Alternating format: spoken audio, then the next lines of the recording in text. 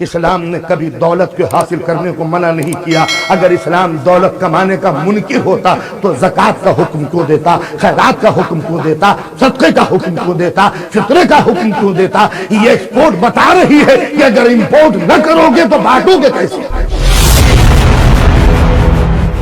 اسلام نے کہا جس نے دنیا کو چھوڑا آخرت کے لیے اور جس نے آخرت کو چھوڑا دنیا کے لیے وہ ہم میں سے نہیں ہے. دنیا میں رہو مگر آخرت کو نہ بھولو, آخرت کی طرف جھکو مگر دنیا کو نہ چھوڑو. لباس پہنو, ہم تمہیں حکم دیتے ہیں ننگے نہ رہنا, اچھا لباس پہننا, بہترین کپڑے دھلے ہوئے ہو. گندا مسلمان دنیا میں رہنے کا حقدار نہیں ہے. تمہارے جسم پر عالیشان کپڑے ہونے چاہیے.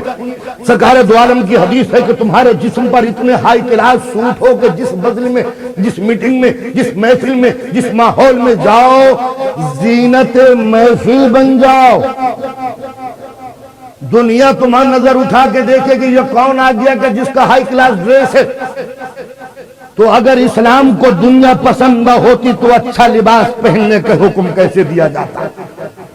سر میں تیل لگاؤ, یہ جھاڑ جھنکار بش جیسے بال نہ بنانا, ہپی سٹائل نہ بننا, شریف معلوم ہو وہ لباس پہننا, شریف معلوم ہو ویسا سر میں تیل ڈالنا.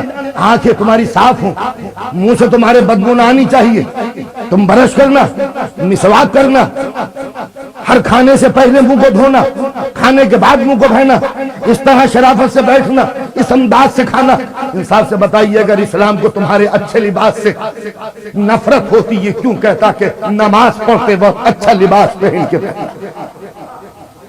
میں نے اندازہ کیا لگایا کہ اگر آفیسر سے ملوں تو اچھا لباس پہن لوں, دوست کو ملوں ذرا سوٹ پہن لوں, آفس میں جانا بہترین قسم کا لباس پہن لوں, اور جب نماز پڑھنا لنگی رہنا میں کپڑے اتار کے نماز.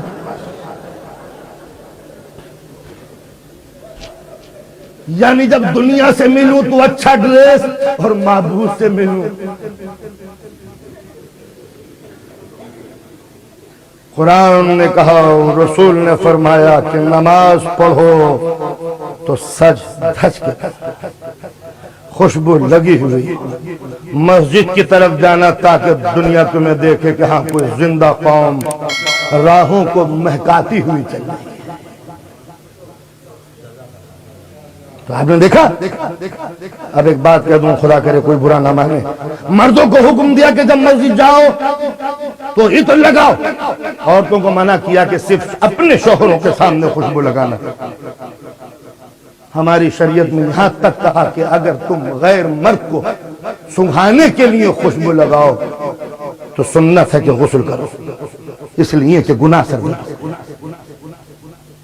اسلام نے ہر قسم کی خباثت و جرس سے بچایا. حضور کو ایک حدیث, اچھا لباس پہنو, اچھا لباس پہنو, خوشبو لگاؤ, عطر سے بساؤ. ایک جملہ کہا سرکار نے, قسم خدا کی کتنا قیمتی, اس دور کے زمانے کے یہودیوں کا اس زمانے کے نہیں, فرماتے ہیں کہ دیکھو گندے نہ رہنا, کہیں ایسا نہ ہو کہ گندے یہودیوں کی طرح تم بھی بن جاؤ کہ جن کے مردوں کی گندگی ان کی عورتوں کو آوارہ بنانے میں مددگار ثابت ہوئی.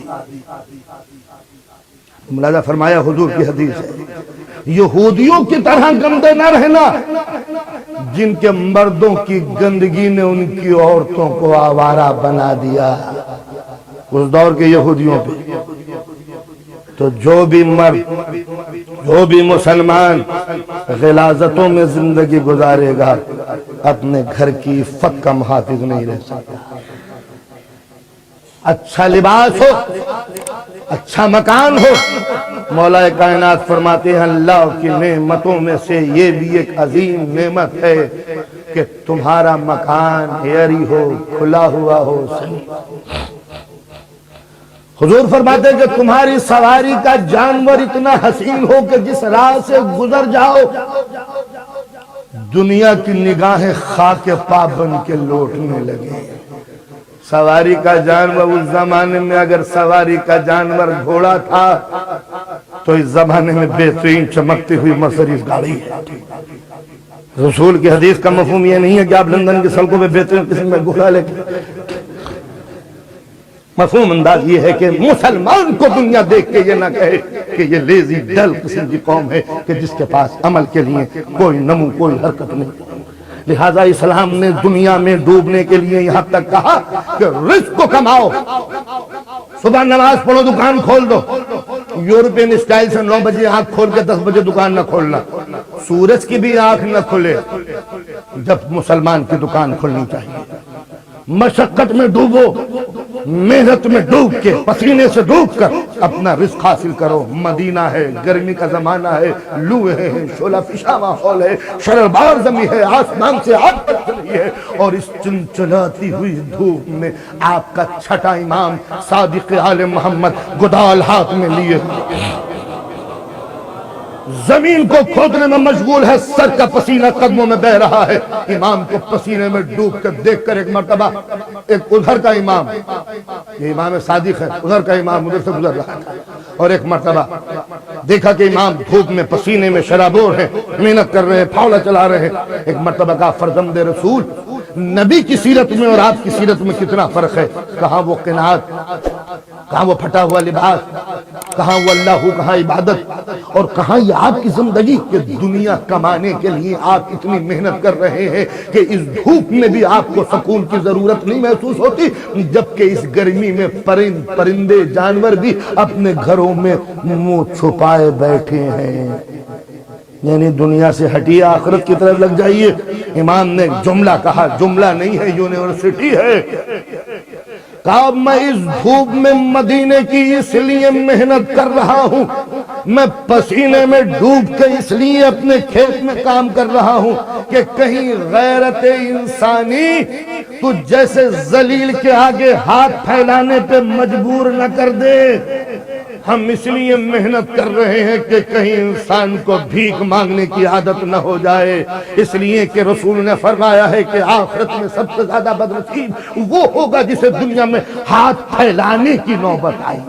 تو اسلامی اصول یہ بنا کہ دیکھو دنیا نہ چھوڑنا، دنیا سے تعلقات قائم نہ ترک نہ کرنا، تمہارا گھر ہو، تمہارا بار ہو، کاروبار ہو، سواری کا جانور ہو، اچھا لباس ہو، تمہاری بیوی ہو، شریک حیات ہو، تمہارے بچے ہو، ویل اسٹیبلش تمہارا، ویل ٹو ڈو تمہارا، سب کچھ ہو مکمل، دنیا میں رہنا تو عزت کی زندگی سے گزارنا۔ اسلام نے کبھی دولت کو حاصل کرنے کو منع نہیں کیا۔ اگر اسلام دولت کمانے کا منکر ہوتا تو زکوٰۃ کا حکم کیوں دیتا، خیرات کا حکم کیوں دیتا، صدقے کا حکم کیوں دیتا، فطرے کا حکم کیوں دیتا؟ یہ ایکسپورٹ بتا رہی ہے کہ اگر امپورٹ نہ کرو گے تو بانٹو گے کیسے، نہ کماؤ گے تو غریبوں کو دو گے کیسے، نہ بچاؤ گے تو خمس ادا کیسے کرو گے؟ تو لہٰذا یہ نکاسی بتا رہی ہے کہ برآمد نہ کرو گے، نہ کماؤ گے تو بانٹو گے۔ اسلام میں سب سے بڑا جو کفر ہے وہ ہاتھ پر ہاتھ دھر کے بیٹھ جانا ہے۔